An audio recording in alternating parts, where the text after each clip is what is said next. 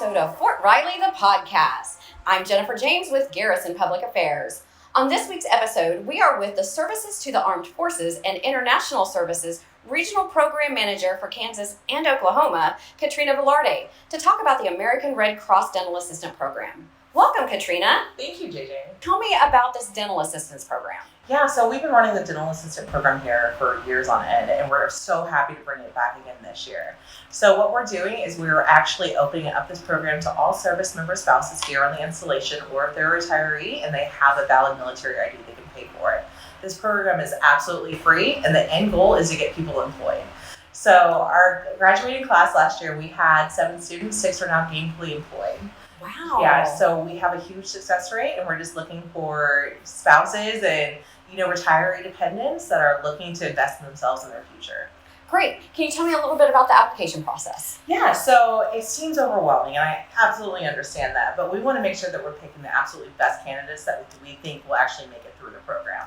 So in order to apply for the program, you have to fill out an application, you have to have your resume, you also have to have 2 letters, 2 letters of recommendations, and then you have to have a personal statement to go along with that, along with your military ID, and then a copy of your high school transcripts. So it sounds like a lot. I absolutely understand that, but again, the point of this program is to get you gainfully employed. Okay, you're right. That does sound like a lot. Are there people that can help them with their packets? Yeah, so definitely, stop by ACS. The entire community here is here for these people, right? So they need to make sure that they're going over to ACS. They have questions when it comes to resumes. When it comes to these letter of references, they don't have to come from people that they work for. They can come from people that know them well, that can say how this will benefit this student and also how this student will benefit this program. So where do they get these applications? So they can pick them up here at Building 510. The American Red Cross is on the 2nd floor. They can go over to ACS at the front desk and pick them up, or they can stop by the USO. We're trying to make it as convenient as possible for people with packets. Wow. So down here on Main Post, up on the hill, and if they stop at the USO or ACS, they've got people there that can help them do resumes. It'll be great. Yeah, perfect. Okay. Is this a program that's offered on other installations? So a lot of installations are still trying to rebuild after COVID. I can tell you in this area, Kansas is or Fort Riley is the only one that has this program going. We know that Leavenworth is looking at it, and also Fort Sill is looking to restart it as well. But I know that there is a program down in Fort Pleasant, Texas that is also going as well. So we are one of the only installations that have actually graduated a class during COVID, and we're getting ready to start our second one. So we're definitely leading the pack here. So if you're stationed here, take advantage of it now, if it's something that you're even remotely considering. Yeah, exactly. And again, we're going to run this program next year as well. Okay. So if it doesn't work out in your favor this year, like maybe you don't have childcare lined up, maybe you're just getting here and still trying to get your feet underneath you, just know that we'll run this program every year. What is the deadline for applications? So we need to have applications turned in June 30th by 4 p.m. That is the cutoff date. So please reach out to me to schedule a time to drop off those packets. So you'll meet them somewhere. They don't have to, absolutely. Yeah, so we would love for them to come here because we are going to have the interviews here, and we don't want them getting lost during their interviews, right? We want them to set that good first impression. So we do encourage them to come here. However, if that doesn't work out in the favor, I can meet them out in the community as well.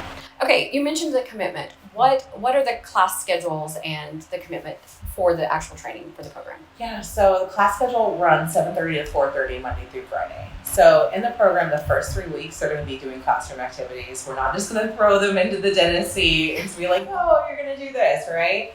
So we're actually going to do some background information on it. They have to pass the test with at least 80% to move on to the next portion.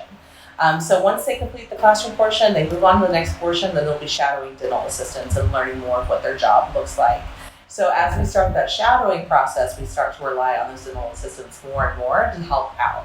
So that way they're gaining their comforts, they're seeing what they need to be doing, and they'll have a lot of fun doing it too. I know our last class had a blast making dental impressions on each other. So yeah, just, everything that if you like teeth, this is a great program.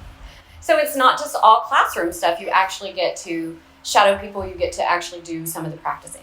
Yes, by the end of graduation, they will be ready to move on and actually be employed as dental assistants. So This program's 30 weeks long, so this first 3 weeks, like I said, is classroom. The next is hands-on shadowing and doing it. So if you can't commit to the program this year, like I said, we'll run it next year. But the biggest thing is, I know for a lot of people, is childcare. So we do encourage them to reach out to the CDC and see what childcare will look like getting their children in there.